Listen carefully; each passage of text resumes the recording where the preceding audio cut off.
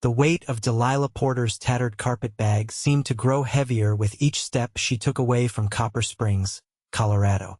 The dust of the road coated her boots and the hem of her dress as the late afternoon sun beat down mercilessly on her unprotected head. 6 months pregnant and utterly alone, she kept her hand pressed protectively against the swell of her belly as she trudged onward, tears long since dried by the arid summer air of 1875. "Just you and me now, little one?" Delilah whispered, her voice hoarse from thirst and the memory of screaming protests as her own father had thrown her belongings onto the street, declaring her dead to the family that had once cherished her. The distant sound of hoofbeats made her heart race with fear. Out here, miles from town with nowhere to hide, she was vulnerable. Delilah quickened her pace as much as her condition would allow, but the rider was gaining fast. She considered diving into the scrubby brush alongside the road, but knew it would offer little protection. The horse and rider appeared over the rise, silhouetted against the amber sky. Tall and broad-shouldered, the man rode with the easy confidence of someone who belonged in this harsh landscape. As he drew closer, Delilah could make out a worn Stetson pulled low over his eyes, a weathered duster, and the unmistakable glint of a star pinned to his vest. "Madam," he called out, slowing his mount to a walk, "might I ask what you're doing out here alone?" His voice was deep but gentle, carrying none of the judgment she'd grown accustomed to in recent months. Delilah hesitated, clutching her bag tighter. "Just passing through," she replied, the lie transparent even to her own ears. The man dismounted in one fluid motion, keeping a respectful distance as he studied her. His eyes, the color of a summer sky, took in her dusty appearance, the protective hand on her belly, and the desperation she couldn't quite hide. "Name's Isaac Walker," he said, tipping his hat. "Deputy Sheriff of Glenrio, New Mexico Territory, though we're still in Colorado at the moment." He gestured to the road ahead. "Glenrio's about 15 miles southwest. You planning to walk the whole way in your condition?" Delilah swallowed hard. "I don't have much choice, Deputy Walker." His expression softened. "Folks just call me Isaac." He paused, seeming to choose his words carefully. "I'd be happy to offer you a ride to town. My horse is strong enough for 2. And there's a decent boarding house where you could rest." "I can't pay," Delilah admitted, shame burning her cheeks. "I have very little money." Isaac shook his head. "Wasn't asking for payment, madam. Just doesn't seem right leaving you out here with night coming on." Delilah hesitated, weighing her limited options. The sun was indeed sinking fast, and the thought of spending the night alone on the open road filled her with dread. "I'm Delilah," she finally said, omitting her surname, "Delilah Porter, and I would be grateful for the ride, if you're certain it's no trouble." "No trouble at all, Miss Porter." Isaac stepped forward, taking her carpet bag with one hand while offering her the other. "Let me help you up." His hand was calloused but warm, his grip sure as he helped her mount his chestnut gelding before swinging up behind her. Delilah tensed at the proximity to a strange man, but Isaac kept a respectful distance, reaching around her only to take the reins. "Hold on to the pommel," he instructed. "We'll take it slow." As they rode in silence, Delilah gradually relaxed against the solid warmth of the deputy's chest. The rhythmic gait of the horse and the exhaustion of her long day conspired to make her eyelids heavy. "You can rest if you need to," Isaac's voice rumbled close to her ear. "I won't let you fall." Against her better judgment, Delilah allowed her eyes to close. For the first time since discovering her pregnancy, she felt something close to safe. The jolt of the horse stopping woke her sometime later. Delilah blinked, disoriented, as she took in the modest collection of buildings that made up Glenrio. In the gathering darkness, lanterns glowed from windows, and a few people moved along the wooden sidewalks. "We're here," Isaac said unnecessarily, dismounting before reaching up to help her down. Delilah's legs trembled as they touched the ground, cramped from the ride and weak from hunger. Isaac steadied her with a hand at her elbow. "There's the boarding house," he said, nodding toward a 2-story clapboard structure with a small porch. "Mrs. Hoffman keeps it clean, and her cooking's fair to middling." Delilah bit her lip. "I told you I have very little money. Perhaps there's somewhere less expensive I could stay." Isaac frowned, studying her face in the dim light from the street lanterns. Whatever he saw there seemed to make up his mind. "My place is at the edge of town," he said. "It's nothing fancy, just a small cabin with basic comforts. But I've got a spare room you're welcome to use until you figure out your next steps." Delilah stiffened. "That's very kind, but I couldn't possibly impose." "It's no imposition," Isaac interrupted gently, "and I promise you'll be safe. I'm rarely home anyway, between my duties as deputy and tending to my small ranch." Delilah hesitated, torn between pride and practicality. Her hand drifted to her stomach again, a gesture that didn't escape Isaac's notice. "If not for yourself, then for your little one," he added quietly. "Winter comes early in these parts. Having a roof over your head might make all the difference." The mention of her child broke through Delilah's resistance. "Just for a night or two," she conceded, "until I can find work." Isaac nodded, his expression giving away nothing of his thoughts. "This way, then." He led her to the edge of town, where a neat cabin stood surrounded by a split-rail fence. A small barn was visible behind it, and beyond that, open pasture stretched toward distant hills. Isaac tied his horse to the hitching post and opened the front door, stepping aside to let Delilah enter first. The cabin was simple but comfortable, with a main room containing a stone fireplace, a wooden table with chairs, and a worn but clean-looking sofa. A hallway presumably led to bedrooms, and Delilah could see a kitchen area in the back. "Let me light the lamps," Isaac said, moving efficiently around the room. Soon, a warm glow filled the space, revealing more details. Bookshelves lined one wall, surprisingly full. A rocking chair sat near the fireplace, and everything was tidier than Delilah would have expected for a bachelor's quarters. "Are you hungry?"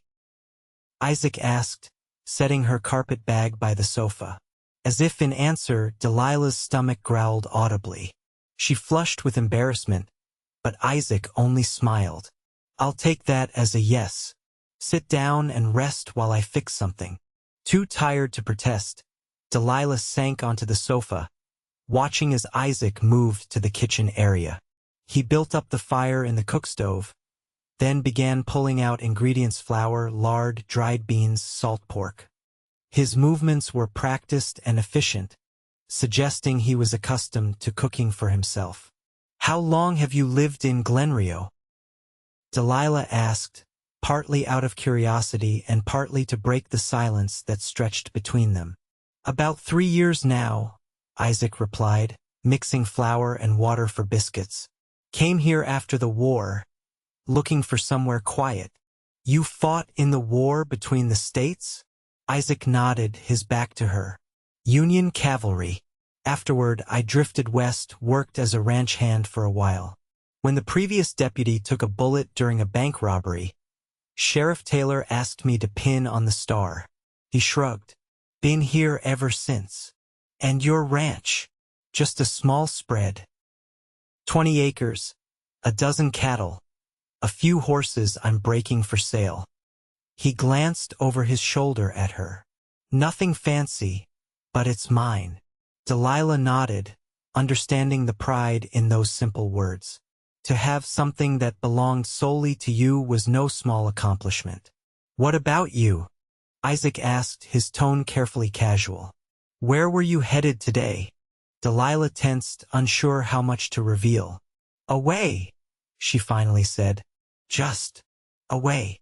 Isaac accepted her vague answer with a nod, focusing on his cooking. Soon, the cabin filled with the aroma of biscuits baking and beans simmering with salt pork. Delilah's mouth watered embarrassingly. When Isaac finally set a plate before her, she had to force herself not to bolt the food. The biscuits were light and flaky, the beans savory and filling. Isaac ate more slowly, watching with satisfaction as she cleaned her plate. "There's more if you want it," he offered, but Delilah shook her head. "Thank you, but I've had plenty." She hesitated, then added softly, "That was the best meal I've had in weeks." A shadow crossed Isaac's face, but he only nodded. "The spare room's down the hall, first door on the right. There's a washstand with fresh water, and I've got an extra nightshirt you can use. It'll be big, but clean and comfortable." "Thank you," Delilah said, the words inadequate for his kindness. "I truly appreciate everything you've done." Isaac waved away her gratitude. "Get some rest, Miss Porter. Things often look brighter in the morning." Delilah found the room just as he described, small but clean, with a narrow bed, a washstand, and a chest of drawers. True to his word, a folded nightshirt lay on the bed. She closed the door and leaned against it, overwhelmed by the sudden turn her fortunes had taken. Just that morning, she'd been thrown out of her family home, disowned by her father for her sinful condition. Now she was safe, fed, and sheltered, all because a stranger had shown her more kindness than her own blood. As she washed away the dust of travel and changed into the borrowed nightshirt which indeed engulfed her smaller frame, Delilah wondered what tomorrow would bring. One night of safety didn't solve her larger problems. She still had no money, no prospects, and a child on the way. But for tonight, at least, she and her baby were warm and secure. As she slipped beneath the covers, Delilah placed both hands on her rounded belly. "We're going to be all right," she whispered, trying to believe it. "Somehow, we're going to be all right." Dawn came early, spilling through the small window and rousing Delilah from the deepest sleep she'd had in months. For a moment, she was disoriented, the unfamiliar room confusing her still drowsy mind. Then memory returned: the long walk from Copper Springs, the deputy on horseback, the unexpected offer of shelter. She dressed quickly in her travel-stained clothes, wishing she had something fresher to wear. Her carpet bag contained only one other dress, equally worn, and a few personal items she'd managed to grab before being forced out. When she emerged from the bedroom, Delilah found the main room empty but smelled coffee brewing. A note sat on the table next to a plate covered with a cloth napkin. "Had to check in at the sheriff's office." The note read in a bold, slanting hand. "Help yourself to breakfast. Back by midday. I.W." Under the napkin, Delilah found more biscuits, a small crock of butter, and a jar of preserved peaches. Her eyes stung with unexpected tears at this continued thoughtfulness. She ate slowly, savoring each bite, and pondered her next move. With her meager funds, Delilah knew she couldn't afford to stay in Glenrio long. She needed work, something that would accommodate her advancing pregnancy, at least for a few months. After the baby came, well, she tried not to think that far ahead. After washing her breakfast dishes, Delilah decided to explore the town. Perhaps she would find employment opportunities, or at least get a sense of the place where she'd found temporary refuge. Outside, Glenrio revealed itself as a modestly prosperous frontier town. The main street boasted a general store, a small bank, a saloon, and various other businesses catering to local ranchers and travelers. Women in calico dresses moved purposefully between shops, while men in work clothes and hats lounged outside the saloon despite the early hour. Delilah kept her head down, conscious of her shabby appearance and visible pregnancy. In small towns like this, unmarried mothers were rarely welcomed. She'd learned that lesson painfully in Copper Springs. The general store seemed the safest place to start. Perhaps they needed help with inventory or cleaning. Taking a deep breath, Delilah pushed open the door, setting a small bell jingling. "Good morning," called a cheerful voice. A plump woman with graying hair pinned in a neat bun emerged from behind a counter. "How can I help you today?" "Actually," Delilah said hesitantly, "I was wondering if you might be hiring. I'm new in town and looking for work." The woman's friendly expression didn't change, but her eyes flickered to Delilah's midsection, then back to her face. "I'm afraid not, dear. My husband and I manage just fine on our own." She paused. "You might try the hotel. They sometimes need help with laundry or cleaning." Delilah nodded, recognizing the polite dismissal. "Thank you. I'll check there." As she turned to leave, the woman called after her, "You're staying at Deputy Walker's place, aren't you?" Delilah froze, then slowly turned back. "Yes. He was kind enough to offer me a room temporarily." The woman's expression softened slightly. "Isaac's a good man. Lost his wife and baby during childbirth some years back, before he came here." She hesitated, then added, "If he's helping you, there must be a reason. Isaac doesn't do anything without careful thought." Delilah absorbed this unexpected information, suddenly understanding something about the deputy's kindness. "Thank you for telling me," she said quietly, then left the store, the bell jingling behind her. The hotel proved no more welcoming than the general store.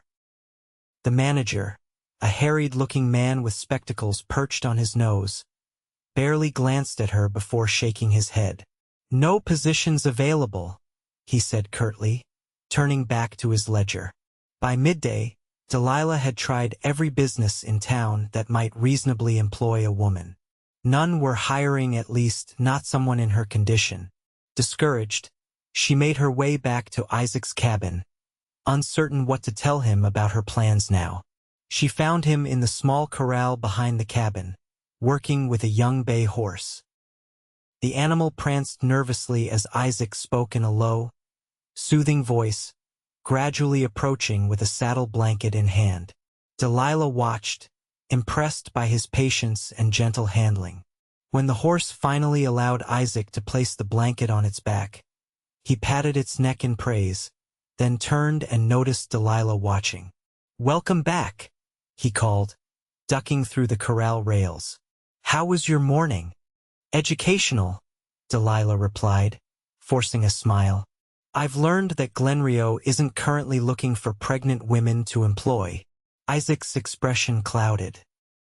"People can be narrow-minded. People can be practical," Delilah corrected gently. "I wouldn't hire me either, knowing I'll need time off in a few months." Isaac studied her face for a moment. "Have you eaten lunch? I was about to fix something." "No, but please don't trouble yourself." "It's no trouble," he interrupted, already heading for the cabin. "Come on in out of the sun." Inside, Isaac moved efficiently around the kitchen, slicing bread and cheese, setting out cold ham left from some previous meal. Delilah sat at the table watching him work. "The lady at the general store mentioned your wife," she said quietly. "I'm very sorry for your loss." Isaac's hands stilled momentarily, then resumed their task. "Thank you. It was a long time ago." "Nebraska," she said. "Illinois. Small town called Rivorton." He brought the simple meal to the table, sitting across from her. "Sarah was everything to me. When she died, there didn't seem much point in staying." Delilah nodded, understanding the impulse to flee from painful memories. Wasn't that what she was doing herself? "So," Isaac said, changing the subject, "what's your plan now?" Delilah sighed. "I'm not sure. Keep moving, I suppose. There must be somewhere that will hire me, at least temporarily. Or," Isaac said carefully, "you could stay here." Delilah looked up sharply. "I can't impose on you indefinitely." "It wouldn't be an imposition." Isaac met her gaze steadily. "I could use help around the place cooking, mending, keeping things in order while I'm working. In exchange, you'd have room and board, plus a small wage. Why would you do that? Delilah asked, genuinely puzzled. You don't know anything about me. I know you're in trouble, Isaac replied simply. I know you need help, and I know I've got the means to provide it. He paused. Stay through the winter, at least. Having a baby in the cold months is hard enough without worrying about shelter and food. Delilah stared at him, searching for ulterior motives but finding only sincere concern. People will talk, she warned. Isaac shrugged. People always talk. Doesn't mean we have to listen. And after the baby comes? We'll figure that out when the time comes. He leaned forward slightly. Look, I'm not asking for anything improper. You'd have your own room, your privacy. I'm just offering a safe place during a difficult time. Delilah considered his offer, weighing her extremely limited options. She could continue wandering, hoping to find work and lodging before her money ran out completely. Or she could accept this unexpected kindness and give her child a fighting chance. All right, she said finally. Thank you. I accept your offer. Isaac nodded, a small smile lifting one corner of his mouth. Good. That's settled, then. And just like that, Delilah Porter found herself with a temporary home and employment, all because a stranger had bothered to stop on a dusty road. The next several weeks established a routine that brought an unexpected measure of peace to Delilah's life. She rose early each morning to prepare breakfast before Isaac left for his deputy duties. While he was gone, she tended to the cabin cleaning, mending, baking bread, and preparing evening meals. The work wasn't strenuous, and Isaac insisted she rest whenever she needed. True to the general store owner's prediction, Glenrio buzzed with gossip about the pregnant woman staying at Deputy Walker's cabin. Some speculated that Isaac was the father of her child. Others guessed more charitably that she was a distant relation fallen on hard times. Delilah held her head high on her infrequent trips into town, ignoring the whispers and sidelong glances. Isaac never asked about the father of her child, and Delilah never volunteered the information.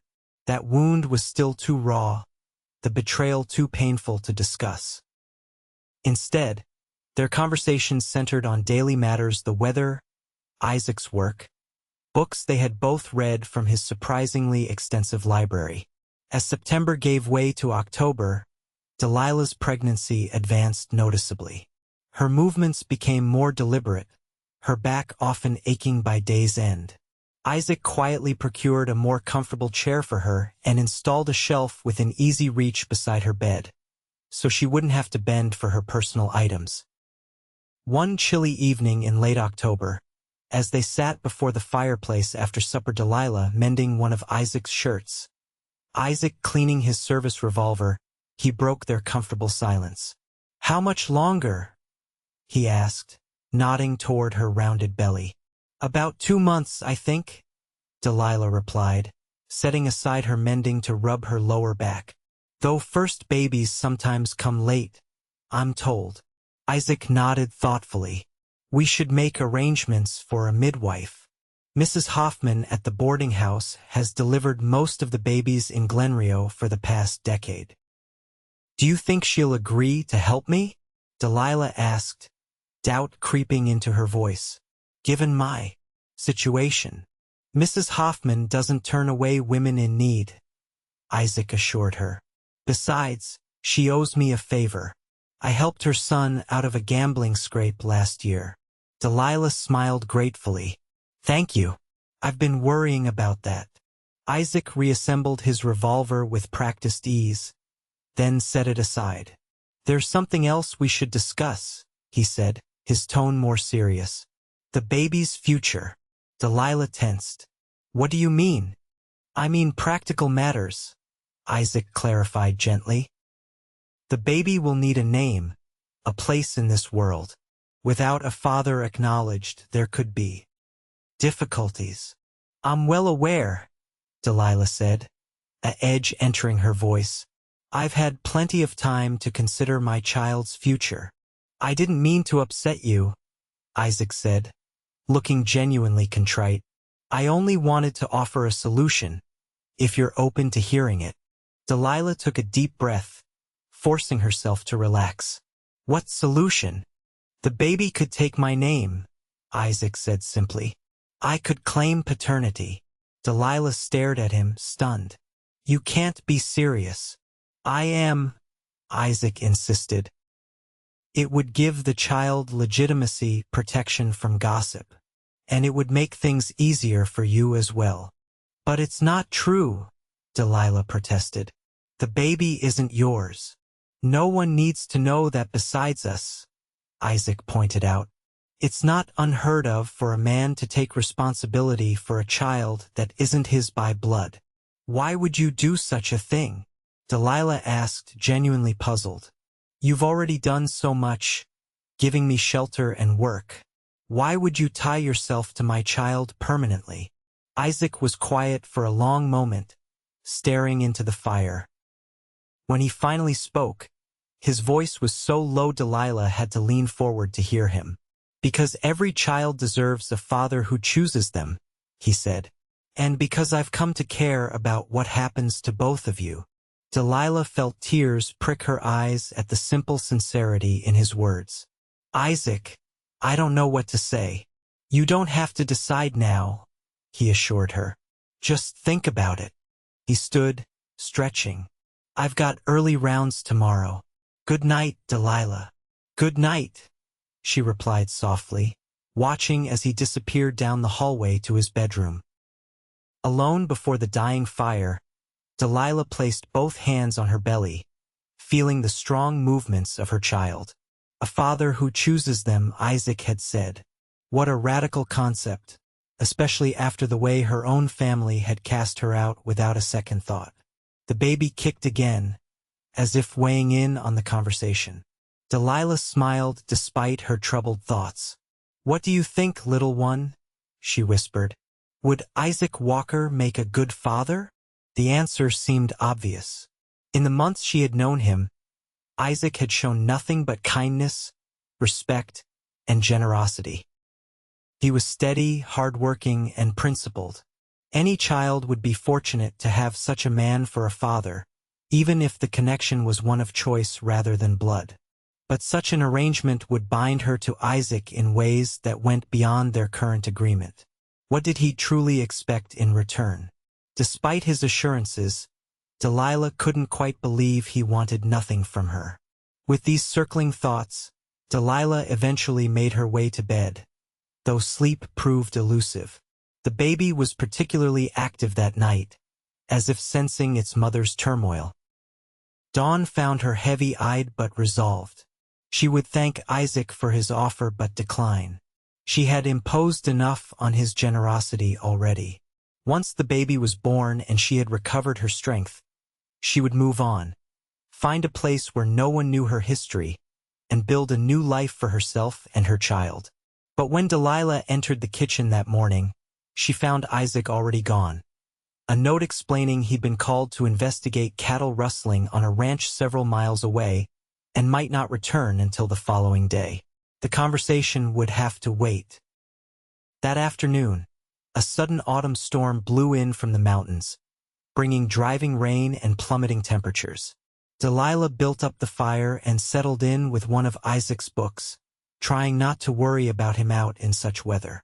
As darkness fell, the storm intensified. Wind howled around the cabin, rattling the windows and sending occasional gusts down the chimney that made the fire sputter and smoke.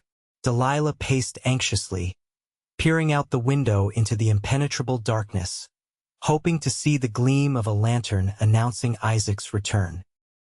When a particularly violent gust shook the cabin, Delilah decided to check on the animals in the barn. Isaac would want to know they were secure. Wrapping herself in his spare coat, which covered her pregnancy completely, she ventured out into the storm. The short distance to the barn seemed miles in the driving rain. By the time Delilah reached the door, she was soaked and shivering. Inside, the horses nickered nervously at her appearance, but seemed otherwise unharmed. The barn roof was sound, the stalls dry. Relieved, Delilah was turning to leave when a sudden, sharp pain seized her abdomen. She gasped, clutching at a support post as the pain intensified, then gradually subsided. Just a false contraction, she told herself. The doctor in Copper Springs had warned her she might experience them in the later months. But as she made her way back to the cabin, another pain struck, stronger than the first. Delilah stumbled, barely managing to keep her footing on the muddy ground. This wasn't right. It was too early. By the time she reached the cabin door, Delilah was fighting panic. The pains were coming regularly now, building and receding in unmistakable rhythm. She shed the sodden coat with trembling hands and made her way to her bedroom, where another contraction doubled her over. "Not yet," she pleaded with her body, with the child inside her. "It's too soon." But her baby had other ideas. As the night wore on, the contractions strengthened and came closer together. Delilah prepared as best she could, heating water, gathering clean linens, positioning herself on the bed with pillows supporting her back.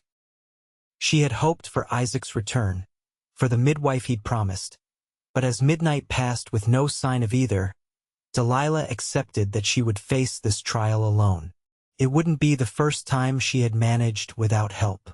The hours blurred together in a haze of pain and determination. Delilah drew on reserves of strength she hadn't known she possessed, pushing when her body commanded, resting in the brief interludes between contractions. The storm raged on outside, as if nature itself mirrored her struggle.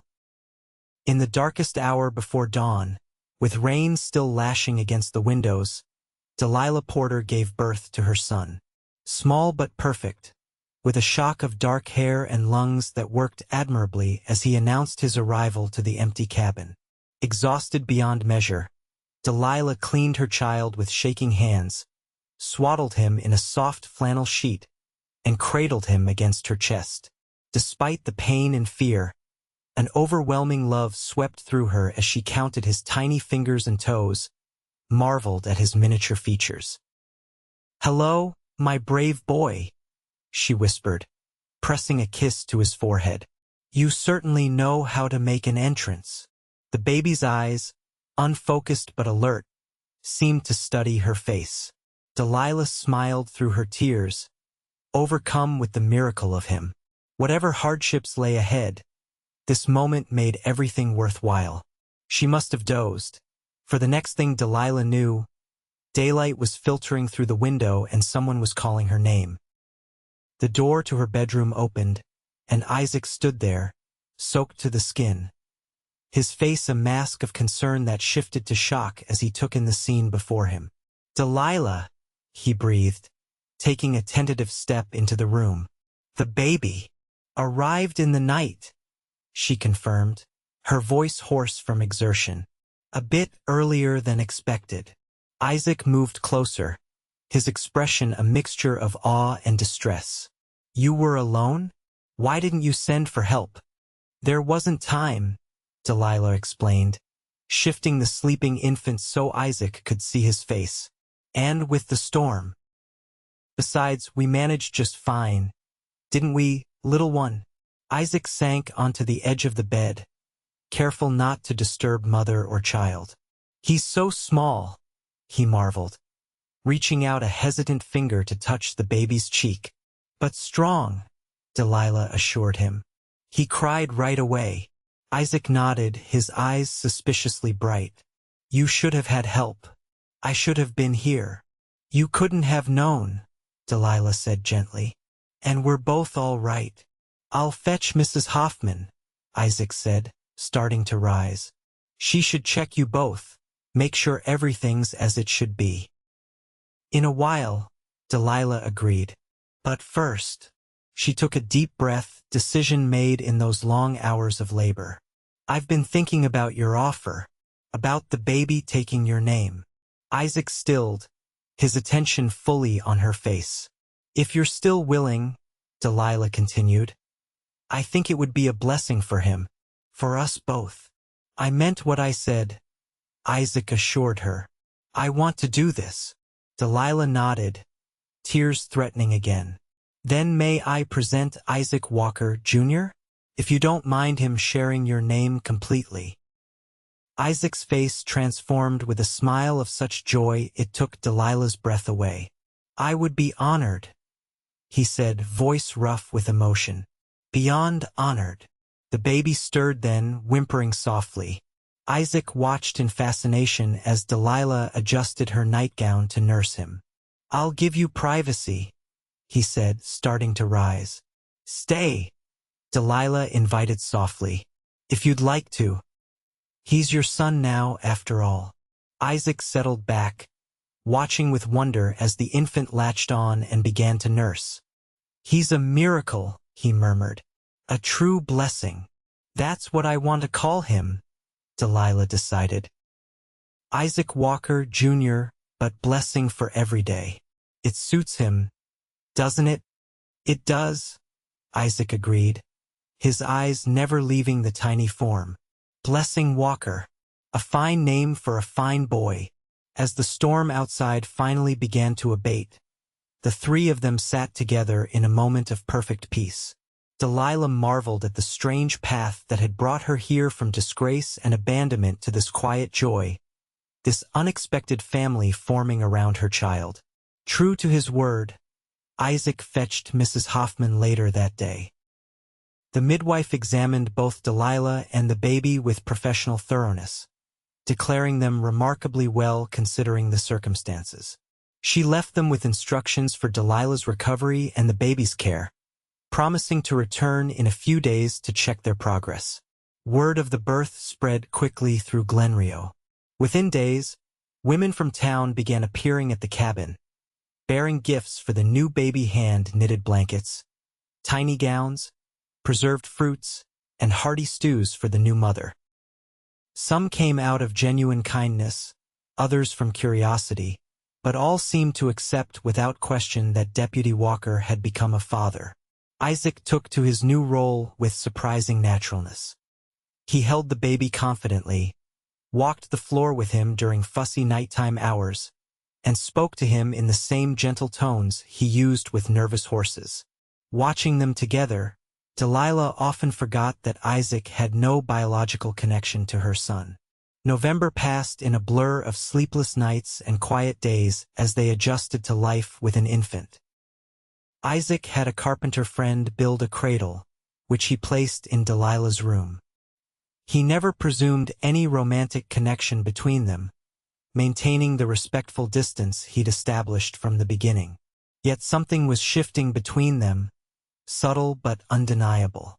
Delilah found herself watching Isaac when he wasn't aware, admiring the strength in his hands as he chopped wood, the patience in his expression as he soothed the crying baby, the rare but transformative smile that lit his features when Blessing did something new. For his part, Isaac seemed to find reasons to be home more often. He arranged his deputy schedule to include more time at the cabin, took fewer overnight assignments, and delegated some ranch tasks to a local teenager looking for work. When he was home, he sought out Delilah's company, engaging her in conversations about books, sharing stories from his deputy work, or simply sitting companionably while she nursed the baby. As December arrived with its shorter days and longer nights, the cabin became a haven of warmth against the winter chill. They developed evening rituals, a shared meal, stories by the fire, taking turns with Blessing's care. Without discussing it, they had become a family in practice if not in name. One evening, as snow fell softly outside, Isaac returned from town with packages wrapped in brown paper. Early Christmas gifts, he explained, setting them on the table. For you and Blessing. But Christmas is still weeks away, Delilah protested mildly. These couldn't wait, Isaac insisted, pushing the smaller package toward her. Open it. Delilah unwrapped the paper to find a small leather-bound book. Opening it, she discovered blank pages, a journal waiting to be filled. I noticed you writing sometimes, on scraps of paper, Isaac explained, Thought you might like something proper to keep your thoughts in. Touched by his thoughtfulness, Delilah ran her fingers over the smooth leather. It's beautiful. Thank you. There's more, Isaac prompted, indicating the larger package.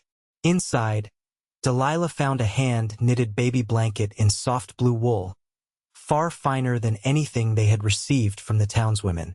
This is exquisite, she marveled. Where did you find it, Mrs. Hoffman made it, Isaac said. She's been working on it since Blessing was born. Said every baby deserves something special, made just for them. Delilah blinked back tears, overwhelmed by the simple kindness. These past months, she said quietly, you've shown me more compassion than I ever expected to find again. I don't know how to thank you. You don't need to thank me, Isaac replied, his voice equally soft. Having you and Blessing here. He hesitated, then continued. This cabin was just a place I slept before. You've made it a home. Their eyes met across the table, something unspoken passing between them. Delilah felt a flutter in her chest that had nothing to do with gratitude. The moment was broken by Blessing's cry from the bedroom. Delilah rose automatically, but Isaac touched her arm. I'll go, he said. You finish your tea while it's hot. Delilah watched him disappear down the hall, listened to his deep voice murmuring soothing nonsense to her son. Their son in every way that mattered. The thought brought a warmth that spread through her entire being. Later that night, after Blessing was settled in his cradle and Isaac had retired to his room, Delilah sat by the dying fire, her new journal open in her lap. She had been hesitant to commit her thoughts to paper before, as if writing them down would make them too real, too dangerous. Now, with the soft scratch of pen against paper, she allowed herself to acknowledge what had been growing in her heart. I am falling in love with Isaac Walker, she wrote. A man who took in a stranger, claimed her child as his own, and asks for nothing in return. A man who has seen me at my most vulnerable and never once made me feel less for it. A man who calls my son a blessing. She closed the journal, pressing it against her heart. The realization was terrifying and exhilarating all at once. After the betrayal that had led to her current situation, Delilah had sworn never to trust a man again, never to give anyone such power over her happiness. Yet here she was, opening her heart once more, this time to a man who had proven his character not with words but with consistent, selfless actions. The question was whether Isaac felt the same. He clearly cared for her and adored Blessing, but he had never given any indication that he wanted more than their current arrangement. Perhaps the memory of his late wife still claimed too much of his heart. Or perhaps he simply saw Delilah as someone in need of protection, nothing more.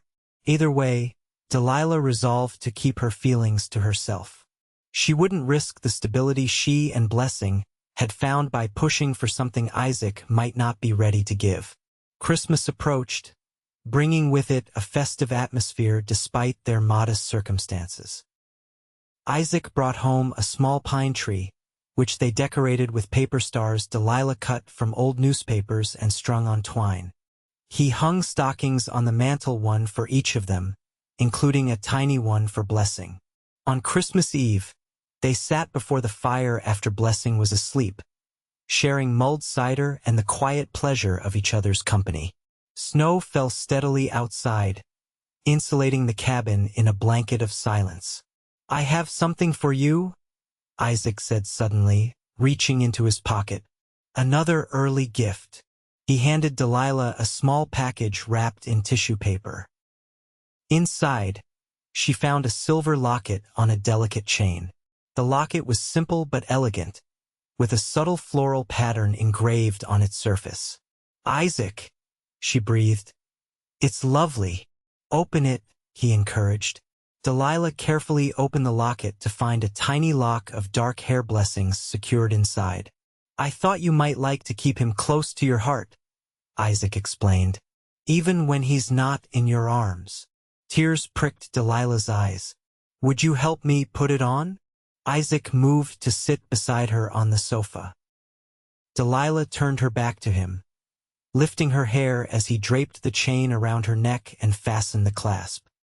His fingers brushed the sensitive skin at her nape, sending a shiver down her spine. When she turned back to face him, Isaac was closer than she expected. His eyes, reflecting the firelight, held an intensity she hadn't seen before. "Delilah," he said softly, "there's something I need to say." Her heart quickened.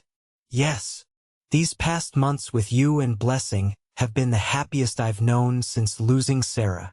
He took a deep breath. "I never expected to feel this way again. Never thought I'd want to." Delilah hardly dared breathe, afraid to break the spell of his words. "I've come to care for you," Isaac continued, "deeply, more than as a friend or the mother of the boy I call my son." He reached for her hand, his touch gentle but sure. "I find myself hoping that you might someday feel the same." Joy bloomed in Delilah's chest, so intense it was almost painful. "I already do," she admitted. "I've been afraid to say it, afraid you might not want." "I want everything with you," Isaac interrupted, his voice rough with emotion. "A real marriage, a life together, more children if you wish it." He squeezed her hand. "But only if you're ready, only if it's what you truly want." "It is," Delilah whispered, tears spilling down her cheeks. "More than anything." Isaac reached up to brush away her tears with his thumb. "May I kiss you?" he asked, his tone reverent. In answer, Delilah leaned forward, closing the space between them. Their lips met in a kiss that began gently but quickly deepened, months of unspoken longing finding expression at last. When they finally parted, both breathless, Isaac rested his forehead against hers. "I love you," he said simply. "You and Blessing both." "And we love you," Delilah replied, her heart so full she thought it might burst. They were married on New Year's Day, 1876, in a simple ceremony at the small church in Glenrio. Mrs. Hoffman held Blessing, now almost 2 months old and growing stronger every day.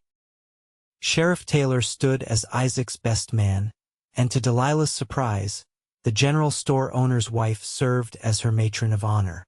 The townspeople who had once whispered behind their hands about the pregnant stranger now filled the church pews, genuinely happy for their deputy and his new family. Whatever gossip had circulated about Blessing's origins had been replaced by approval of Isaac's honorable actions in claiming the child as his own. After the ceremony, they celebrated with a modest reception at the boarding house, where Mrs. Hoffman had prepared a feast that would be talked about for months to come. Delilah, dressed in a simple blue dress that Isaac had insisted on buying for the occasion, found herself surrounded by women who now treated her as one of their own. "You've been good for our deputy," Mrs. Taylor, the sheriff's wife, told her warmly. "Haven't seen him smile so much since he came to town." "He's been better than good to us," Delilah replied, watching as Isaac proudly showed off Blessing to a group of admiring ranchers. "That's how it should be," Mrs. Taylor said, patting Delilah's hand. "A man and woman supporting each other through life's trials. You've found a good one in Isaac." Delilah couldn't have agreed more. They returned to the cabin that evening, now truly their home as husband and wife. Isaac carried Blessing, already asleep, to the cradle in what had been Delilah's room and was now their shared bedroom. The baby didn't stir as Isaac gently laid him down and covered him with his blue blanket. "He sleeps like a stone," Isaac whispered, smiling down at the infant. "Only when you're the one putting him to bed," Delilah replied with mock indignation. "For me, he always has one more cry to squeeze out." Isaac laughed softly, drawing her into his arms. "He knows his mother will always come running. And his father won't?" Delilah challenged, settling comfortably against his chest.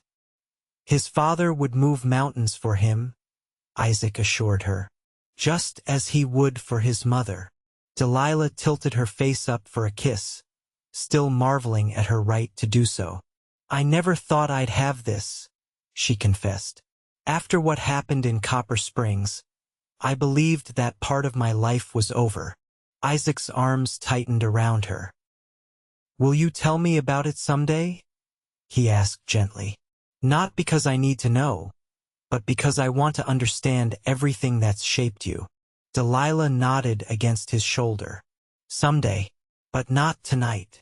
Tonight was for new beginnings, not painful memories. As if reading her thoughts, Isaac swept her into his arms in one fluid motion, making her gasp in surprise. Mrs. Walker, he said formally, though his eyes danced with mischief. I believe it's time I carried my bride across the threshold of our bedroom. Delilah laughed, looping her arms around his neck. I've been sleeping in that room for months, Isaac. Not as my wife, he pointed out, carrying her the short distance to the bed they would now share. That makes all the difference in the world. And as he laid her gently on the quilt and joined her there, Delilah had to agree that it did indeed make all the difference. Winter melted into spring, and with the changing season came new growth for the Walker family. Isaac's deputy work continued, but he arranged his schedule to spend more time at home. The small ranch prospered under his careful management, with the addition of a few milk cows and an expanded vegetable garden that Delilah tended when Blessing napped.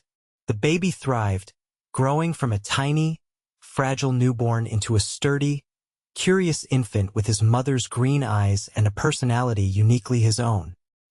He reached for Isaac whenever he entered the room, a development that never failed to bring a look of wonder to the deputy's face. He knows you're his father, Delilah observed one evening as Isaac bounced Blessing on his knee, making the baby chortle with delight. Blood doesn't matter. He knows who loves him. Smart boy, Isaac replied, pressing a kiss to the top of Blessing's dark head. Takes after his mother. In April, when Blessing was 5 months old, Delilah and Isaac took him to Copper Springs. It hadn't been an easy decision, but Delilah felt she needed closure with her past before she could fully embrace her future. The small town looked exactly as she remembered, though she viewed it now through very different eyes. The boarding house where she had grown up still stood at the end of the main street, its paint a little more faded than she recalled. Are you sure about this? Isaac asked as he helped her down from the wagon, Blessing secured in a sling across her chest. I'm sure, Delilah replied, though her heart raced with apprehension. My father may not receive us, but my mother deserves to meet her grandson. Isaac nodded, placing a supportive hand at the small of her back as they approached the boarding house door. Delilah took a deep breath and knocked. The door opened to reveal a thin woman with graying hair and tired eyes, Delilah's mother, Martha Porter. She stared at her daughter for a long moment, disbelief and hope warring in her expression. Delilah, she finally whispered, is it really you? Hello, Mother, Delilah said, finding her voice despite the lump in her throat. May we come in? Martha's gaze moved from her daughter to Isaac, then to the baby visible in the sling. Her eyes widened, then filled with tears. Oh, my dear girl, she breathed, stepping forward to embrace Delilah carefully, mindful of the infant between them. I've prayed every day for your safety. Over her mother's shoulder, Delilah saw her father appear in the hallway behind her. Thaddeus Porter stood rigid, his face a mask of conflicting emotions as he took in the scene at his door. Who is it, Martha? He called, though he could clearly see for himself. Martha released Delilah and turned to her husband. It's our daughter, she said firmly. And her family. Thaddeus's jaw worked as he struggled with himself. I made my position clear when she left, he finally said. Nothing has changed. Everything has changed, Martha countered. a strength in her voice that Delilah had rarely heard during her childhood. "I lost you once, Thaddeus Porter. I won't lose you again." The standoff lasted several tense moments. Finally, Delilah spoke, her voice steady despite her racing heart. "Father, this is my husband, Deputy Isaac Walker of Glenrio, New Mexico Territory." She gestured to Isaac, who nodded respectfully. "And this," she continued, gently shifting the baby so her father could see him, "is your grandson, Isaac Walker? Junior, we call him Blessing." Something flickered in Thaddeus's stern expression, curiosity, perhaps, or the faintest softening. He looked from the baby to Isaac, clearly noting the wedding band on the deputy's finger. "You married her," he said to Isaac, his tone unreadable. "Best decision I ever made," Isaac replied simply, his hand finding Delilah's and squeezing gently. A long moment passed, the only sound Blessing's soft cooing as he wriggled in his sling. Then, almost imperceptibly, Thaddeus nodded. "Come in, then," he said gruffly. "Your mother will want to fuss over the child." It wasn't forgiveness, not yet. But it was a beginning. They stayed in Copper Springs for 3 days. By the time they left, Martha had thoroughly spoiled her grandson with affection, and even Thaddeus had unbent enough to hold the baby briefly, his weathered face softening as Blessing grasped his finger with surprising strength. The visit had been healing for Delilah in ways she hadn't expected. Seeing her parents through adult eyes, she understood better the limitations and fears that had driven her father's harsh reaction to her pregnancy. It didn't excuse his rejection, but it helped her release some of the hurt she had carried. "Thank you for bringing me here," she told Isaac as they began the journey back to Glenrio. "I needed to make peace with my past." "You were brave to face it," Isaac replied, guiding the horses onto the main road. "Your father is a proud man, but he'll come around in time. The boy will help with that."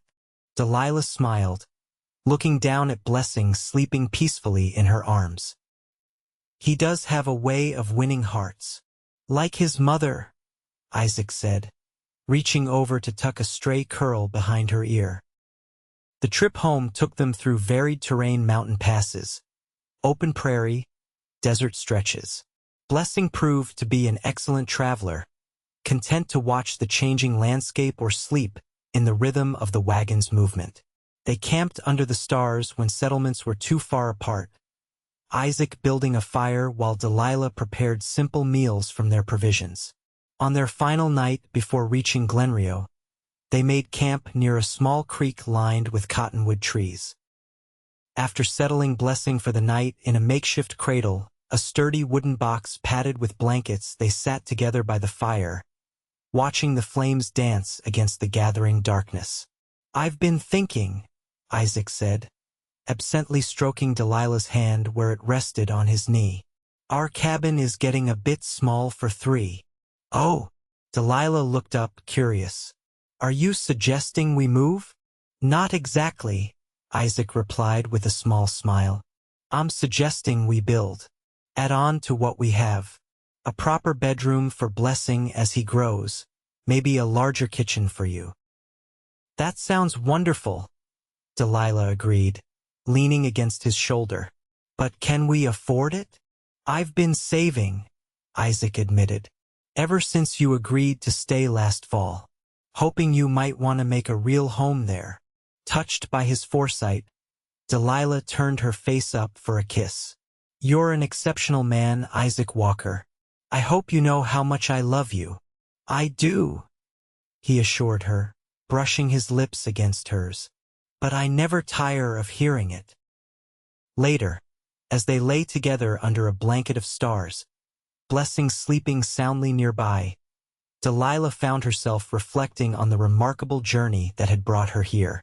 A little over a year ago, she had discovered her pregnancy and faced the subsequent rejection by her family and community. She had walked away from everything she'd known, carrying little more than her shame and the child growing inside her. And then, on a dusty road when hope seemed distant, A man on horseback had stopped to help a stranger. That simple act of kindness had changed everything. Now she was a wife, a mother, respected in her community, reconciling with her family. She had found love where she least expected it, with a man who saw her child not as a burden or a shame, but as a blessing. The expansion of their cabin began in late spring and continued through the summer months. Isaac hired 2 local men to help with the construction, working alongside them when his deputy duties allowed. By August, the cabin had nearly doubled in size, with a proper bedroom for Blessing, an expanded kitchen with a new cook stove, and a small sitting room separate from their bedroom. As the work progressed, Delilah planted a garden that yielded a bountiful harvest: corn, beans, squash, and tomatoes that she preserved for the coming winter.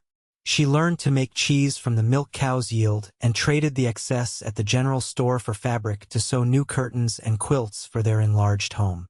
Blessing grew rapidly, learning to sit up, then crawl, keeping his parents constantly on alert as he explored his expanding world with fearless curiosity. His first word was "Dada," called out with delighted recognition whenever Isaac entered the room. His second was "Mama," usually delivered with outstretched arms when he wanted to be picked up and cuddled. In late September, just after Blessing's first birthday, Delilah confirmed what she had begun to suspect: she was expecting another child. The news filled Isaac with a joy so profound he lifted her off her feet and spun her around, stopping only when she laughingly reminded him of her delicate condition. "Another blessing," he whispered that night as they lay in bed, his hand resting protectively over her still flat stomach. "I never imagined being so fortunate." "Nor did I," Delilah admitted, covering his hand with her own. "Sometimes I'm afraid I'll wake and find it was all a dream." "Not a dream," Isaac assured her, drawing her closer. "Just the life we've built together, one day at a time." Spring arrived with its promise of renewal, and with it came the birth of their second child, a daughter they named Sarah Martha Walker, honoring both Isaac's first wife and Delilah's mother. Unlike Blessing's dramatic arrival, Sarah's birth was attended by Mrs. Hoffman in the comfort of their home, with Isaac pacing nervously outside until the midwife invited him in to meet his daughter. "She's perfect," he breathed, cradling the tiny bundle with practiced ease. "Look at all that hair." Indeed, Sarah had been born with a full head of auburn hair that gleamed with copper highlights in the sunlight. Her eyes, when she deigned to open them, were a deep blue that Isaac insisted would stay that way, like his own. Blessing, now 18 months old and walking with the determined waddle of a toddler, was fascinated by his baby sister. "Baby," he would announce proudly, pointing to Sarah's cradle. "My baby." "That's right," Delilah would agree, including him in simple tasks like fetching a clean cloth or helping to fold the baby's tiny gowns. "You're a big brother now." Thaddeus and Martha Porter visited Glenrio that summer, staying for 2 weeks in the newly expanded cabin. The passage of time had softened Thaddeus considerably, especially toward Blessing, who now called him Gampa and followed him everywhere. Seeing his grandchildren together, one born of circumstances he had once condemned, the other the product of a marriage he now approved, seemed to heal something in the old man. "You've done well for yourself," he told Delilah on the evening before their departure, the two of them sitting on the porch while Isaac put the children to bed. "Better than I expected when you left Copper Springs." "I found someone who saw worth in me when others didn't," Delilah replied simply, "including myself." Thaddeus was quiet for a long moment, watching the sunset paint the distant mountains in shades of gold and purple. "I was wrong," he finally said, the words clearly difficult for him. "About you. About the boy." He cleared his throat. "Your mother never let me forget it, but I see it for myself now." Tears pricked Delilah's eyes at this unexpected admission. "Thank you, Father," she said softly. "That means more than you know." Thaddeus nodded, uncomfortable with the emotion of the moment, but unwilling to retreat from it. You have a good man in Isaac, and fine children. He hesitated, then added gruffly, I'm proud of the family you've built. Delilah reached over and took his hand, feeling the calluses of decades of hard work. You're part of that family, she reminded him. Always. The years passed with the rhythm of seasons, each bringing its own joys and challenges.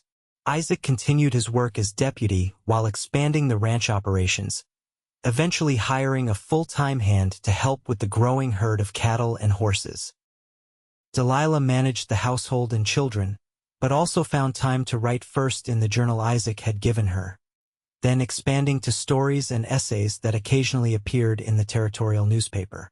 Blessing grew into a thoughtful, responsible boy who inherited Isaac's way with horses and Delilah's love of books.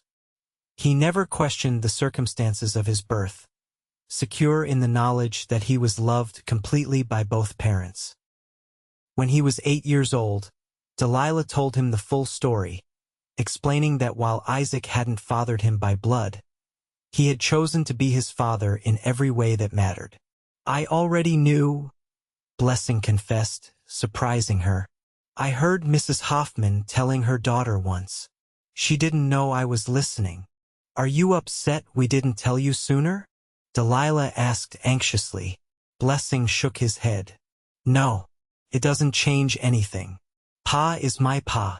He paused, then asked, Do you know who my other father was? Yes, Delilah admitted.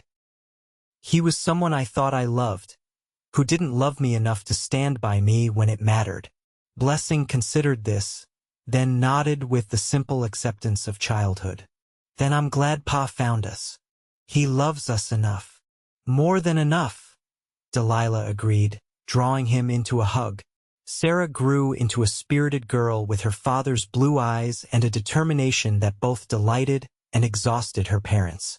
2 more children joined the family in subsequent years. Benjamin, who arrived when Blessing was 6, and Rebecca, born 4 years later, completing their family circle. In 1885, Isaac was elected sheriff of the county after Taylor retired, a position that brought both pride and increased responsibility. The family moved from the expanded cabin to a proper house in town, though they kept the ranch property, which Blessing increasingly managed under Isaac's guidance. Through all the changes, one constant remained: the deep, abiding love between Isaac and Delilah that had grown from an initial act of kindness into a partnership that weathered every storm. They celebrated their 10th wedding anniversary with a small gathering of family and friends, including Martha Porter, recently widowed but finding comfort in her grandchildren's affection. Did you ever imagine, that day on the road to Glen Rio, that we would end up here? Delilah asked Isaac later that night, as they sat on the porch of their home, watching the stars emerge in the clear desert sky. Not in my wildest dreams, Isaac admitted, his arm around her shoulders. I was just trying to help someone in trouble. I never expected to find my heart again.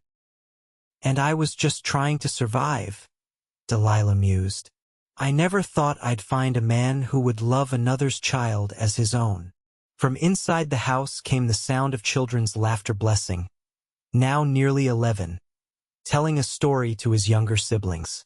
The sound wrapped around them like a blessing, a reminder of all they had built together.